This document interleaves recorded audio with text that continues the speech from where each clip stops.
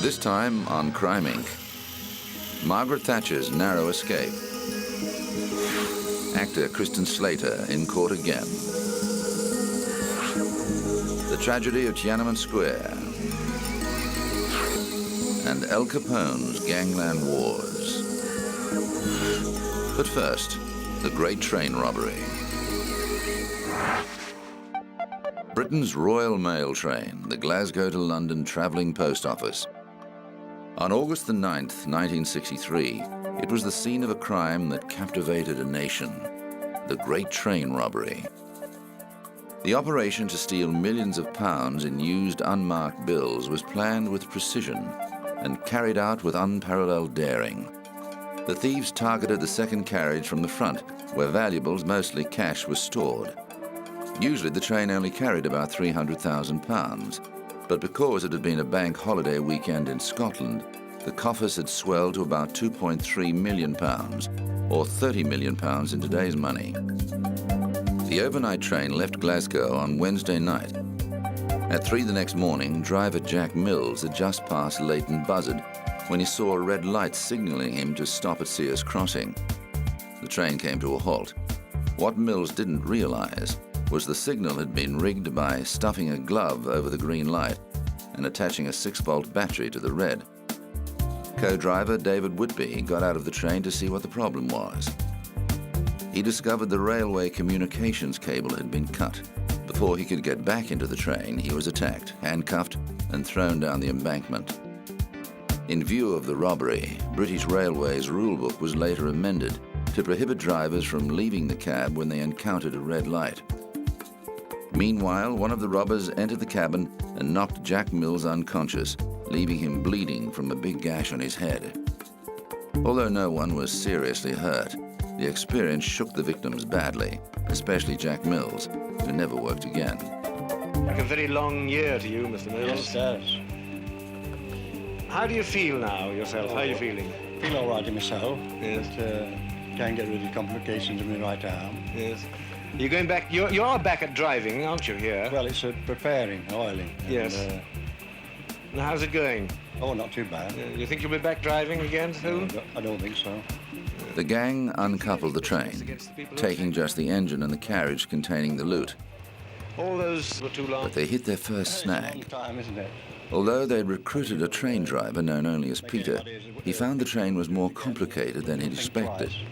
The gang was forced to bring Mills back to consciousness and get the groggy driver to move the train forward half a mile to Bridego Bridge. The robbery was carried out with such efficiency that none of the 75 mail sorters left behind in the uncoupled carriages realized what had happened. The 4 sorters in the valuables compartment were tied up while 120 mail and money bags weighing 2.5 tons were loaded into a lorry underneath the bridge. Then the gang seemed to disappear into thin air. A record £260,000 reward was posted. But police had one lead. Before they left, the robbers told their hostages they could call for help after half an hour had elapsed. So police concentrated their search on places within 30 minutes driving time of the crime scene.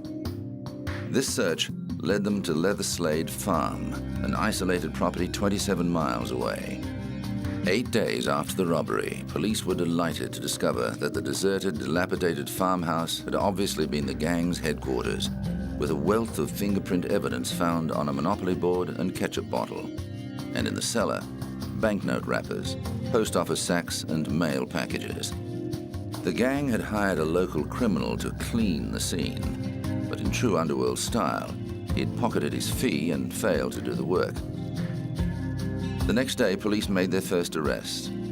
Roger Caudry had been hiding in a flat above a florist shop, but was undone when he paid for 3 months' rent of a garage in used 10-shilling notes. Owner Ethel Clark, the widow of a police officer, sensed something fishy and reported him to the police. The fingerprints led police to other members of the gang. Soon, Charlie Wilson, Robert Pelham, and Ronnie Biggs were in custody. But apart from a couple of suitcases stuffed with £100,000 found hidden in a forest, there was no sign of the loot. Police began to piece together the crime. The group gathered at the farmhouse to prepare for the heist, then dressed in fatigues and drove trucks disguised as army issue to the bridge. The men changed into blue overalls so they'd look like rail workers, cut the phone lines to both the rail centre and the local village, and waited. When the train stopped at the red signal, the gang swiftly carried out the robbery and scarpered back to the farm, where they holed up for a few days. But the men were forced to leave earlier than planned when they heard police were searching all properties in the area. Roy James, also known as the Weasel, delivered some excitement to the residents of Riders Terrace when he was discovered hiding in a mews house. He led police on a rooftop chase before being taken into custody. What happened last night? Well, my husband and I were watching television. Suddenly I heard a tremendous knocking of the house opposite, and then they dragged him down. About 10 policemen dragged him down into the mews. And I said to the detective, who have you caught, who have you captured? And he said, it was all right, we've got him.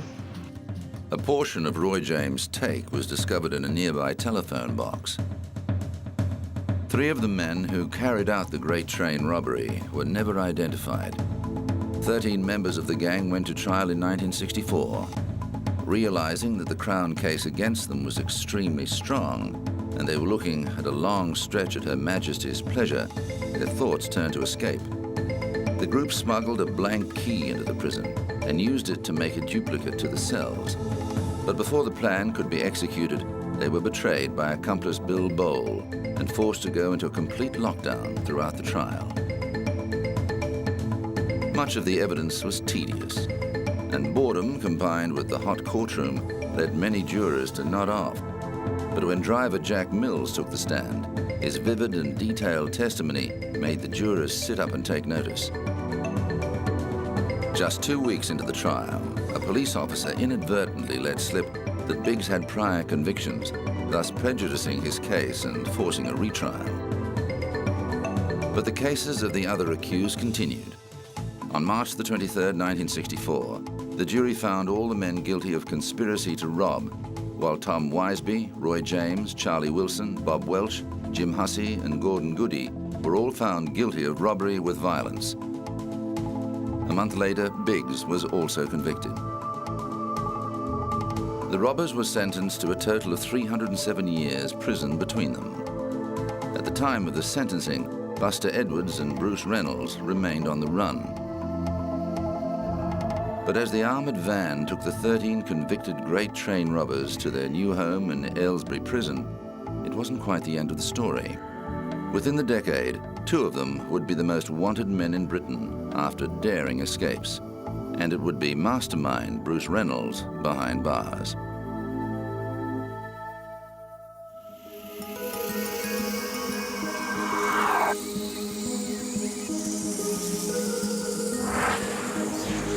Coming up, the Brighton bombing.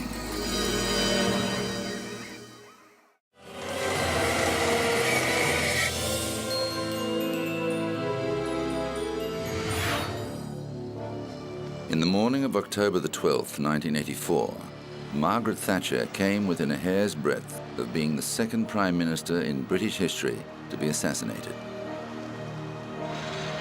A powerful bomb ripped through the Brighton hotel where the Conservative Party had gathered for its annual conference. 5 people were killed, including Conservative MP Sir Anthony Berry and the wife of Cabinet Minister John Wakeham. Several others were seriously injured. The Provisional Irish Republican Army swiftly claimed responsibility. It released a statement that read, "Mrs. Thatcher will now realize that Britain cannot occupy our country and torture our prisoners and shoot our people in their own streets and get away with it. Today, we were unlucky, but remember, we only have to be lucky once. You will have to be lucky always. Give Ireland peace, and there will be no war." Patrick McGee, an Irish-born IRA volunteer, planted the bomb 4 weeks earlier. He stayed in the Grand Hotel under the name Ray Walsh and hid a 30-pound bomb in the bathroom wall of room 629 that was rigged to explode 24 days later. When it did, the bomb blew a hole in the hotel. Thatcher was still dressed in evening clothes going through official papers. My husband was in bed and all the windows went and the bathroom was extremely badly damaged. Your own room? Yes, yes. We were Yeah. very lucky. You hear about these atrocities, these bombs. You don't expect them to happen to you.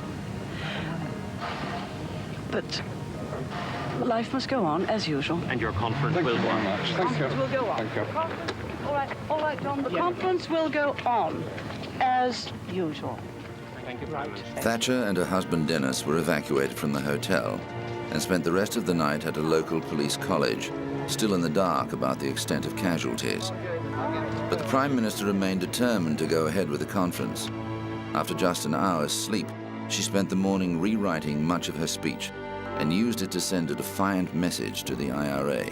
She said, "The bomb attack was an attempt not only to disrupt and terminate our conference, it was an attempt to cripple Her Majesty's democratically elected government. This is the scale of the outrage in which we've all shared, and the fact that we are gathered here now, shocked but composed and determined, is a sign not only that this attack has failed, but that all attempts to destroy democracy by terrorism will fail." Then she went straight from the conference to visit the injured in hospital, including her minister John Wakeham, who was so badly wounded he almost lost his legs. Police followed McGee for several months before arresting him in Scotland and charging him with carrying out the bombing. He was convicted because police alleged his fingerprint was found on a hotel registration card recovered from the bomb site. But while McGee admitted he was a member of the team that carried out the bombing, he has always denied leaving his print on the card.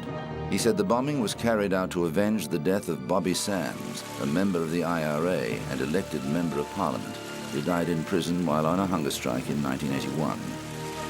The attack shook up the many members of Parliament staying at the hotel. But the Prime Minister's bathroom was completely destroyed, and the Foreign Secretary's sitting room, and mine was the next one along. None of us were hurt. Mr. Gummo, whereabouts were you when the explosion happened? Well, I was with the Prime Minister at the time, and the explosion happened just as we were packing up. What were you doing, and what did you hear? Well, there was just a loud bang. It sounded like two bangs, but I wouldn't like to be too precise about that. And we were merely putting papers away, having completed the work for tomorrow. McGee served 14 years of a life sentence before being released in 1999 under the terms of the Good Friday Agreement, a peace accord between Britain and the IRA that led to the release of several high-profile IRA prisoners. McGee was kept in a secure concrete bunker during his prison term and used the time to study at Open University, leaving jail with a PhD, for which he was awarded first-class honors. Although he continues to defend the IRA's bombing campaign, the former terrorist has expressed regret for the casualties. In November 2000, he met Jo Tufnell, the daughter of Sir Anthony Berry, as part of the Forgiveness Project that promoted reconciliation within the peace process. Of getting to know the man who caused her father's death, Tufnell said, "It helped her put a human face to the conflict. I feel I've been recovering some of the humanity I lost when that bomb went off," she said. Pat is also on a journey to recover his humanity. "I've realized that no matter which side of the conflict you're on, had we all lived each other's lives, we could all have done what the other did."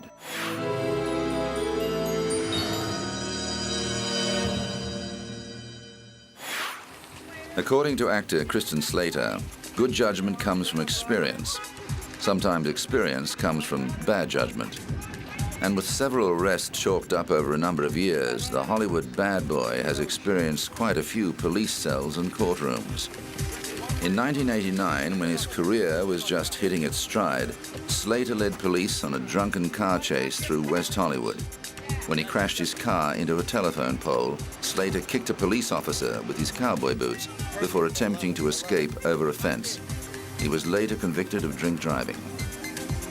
In 1994, Slater was caught attempting to bring a gun onto a plane with him. Then, just 3 years later, events at a wild party had serious consequences.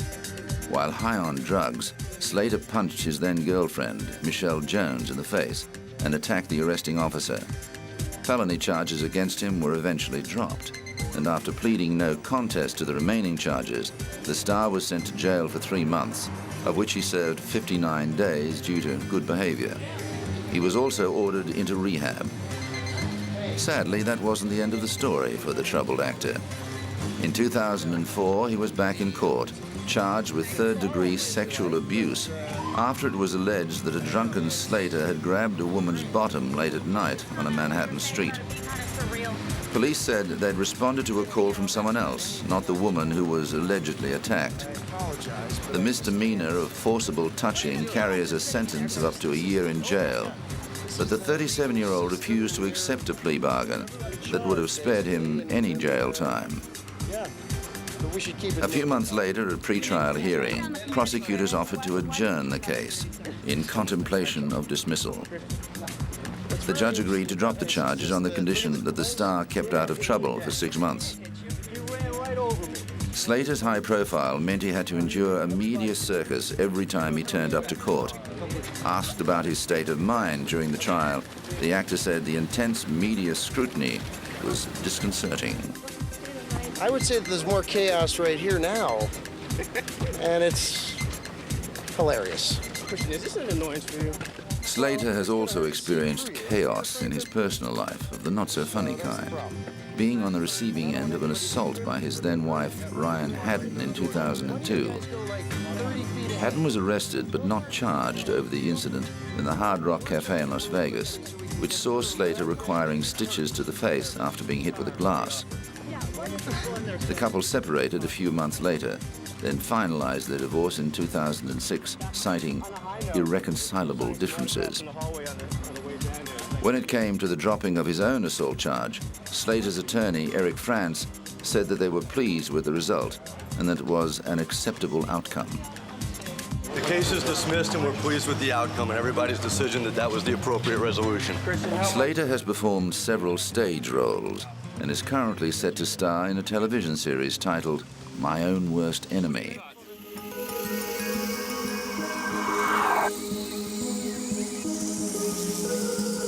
Coming up, Al Capone's contribution to organized crime.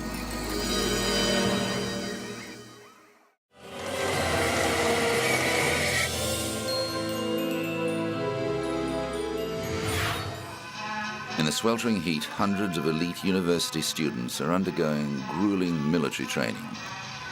With the world's largest standing army, China is hardly in need of any more new recruits. But this training, which involves old-fashioned bayonet and martial arts skills, is designed to instill character and grit in a generation often seen as pampered and spoilt. Unlike past generations, China's youth today has only known steady economic growth and relative political calm. It was a different story for the generation that came before them. Their demands for democracy and freedom met with brutal repression and the slaughter of hundreds of protesters in China's capital, Beijing, at Tiananmen Square. For 7 weeks, demonstrators, mostly university students, occupied the plaza at Beijing's cultural heart. On May the 4th, 1989, 100,000 people marched through Beijing calling for freedom of the press and the opportunity to discuss their concerns with the party hierarchy. The rapid spread of the protest and the wide range of people joining the students alarmed the communist leadership. The government declared martial law and sent in the tanks to crush the demonstration. On June the 4th, a shocked world saw footage of hundreds of young people being gunned down by soldiers in Tiananmen Square. Reporters saw tanks lumbering up the boulevard, firing indiscriminately. Students who fled to nearby buses to take shelter were hunted down and assaulted by soldiers. Rickshaw drivers risked their lives to dart under the line of fire and rescue wounded people. It only took a few hours for authorities to clear the square. When the bloodshed was over, troops searched university campuses to locate and beat those believed to have played a part in organizing the demonstrations. Protests broke out in solidarity in some of China's other provinces, but they were swiftly suppressed. The bloody episode badly damaged China's reputation and was widely condemned by leaders all over the world. Compulsory military training for university students was launched after the Tiananmen Square protests, designed to stamp out the spiritual pollution inspired by demands for more democracy. But while the Chinese government has not made the same heavy-handed mistakes since Tiananmen, repression and lack of freedom still remain problems simmering under the surface. China's youth has been presented with a carefully sanitized version of China's recent history, but dissidents still risk death when they rail against the status quo.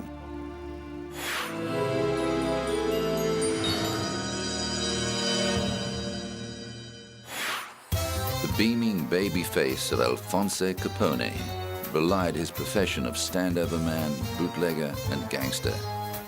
Capone's organized crime syndicate was constantly at war with the feds, the Chicago police, and other criminals.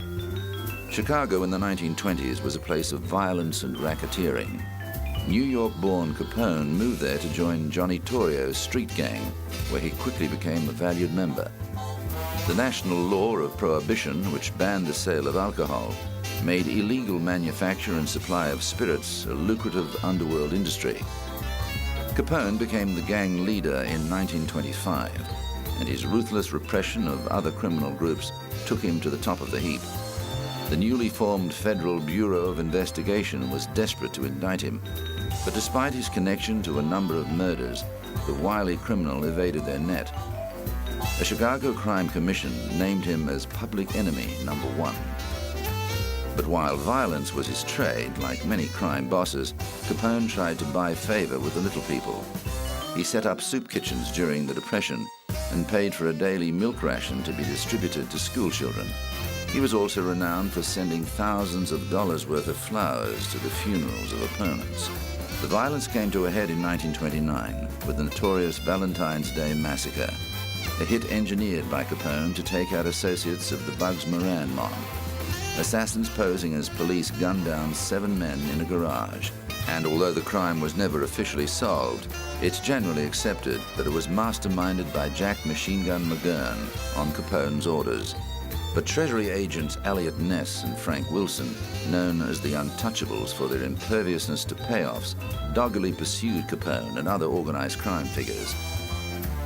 As well as criminal charges, Ness was determined to have an impact on Capone's bottom line and reputation. By carrying out constant raids and destroying stills and liquor stockpiles, Ness made it harder and harder for Capone's outfit to keep up its promised bootleg supplies. In a blow to Capone's pride, Ness organized a convoy of shiny vehicles to parade past his headquarters, all of them confiscated from the mobster. Capone was outraged, and it was Ness who discovered the crude set of accounts during a warehouse raid that provided the evidence needed to send Capone to trial for tax evasion. Capone pleaded guilty to the offenses, then boasted to the newspapers that he'd struck a deal to serve just 2.5 years behind bars. However, he was in for a rude shock. At the sentencing, the judge informed him he wasn't bound by any deal. Capone quickly changed his plea to not guilty, and the matter went before a jury in 1931 that duly found the mobster guilty as charged.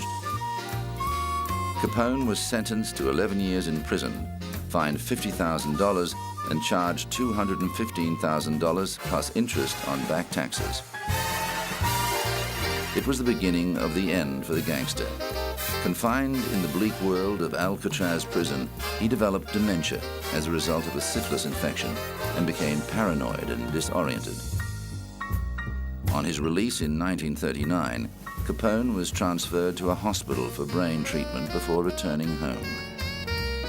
His mental capacity continued to worsen, and he never resumed his criminal activities, dying in 1947 at his estate in Florida.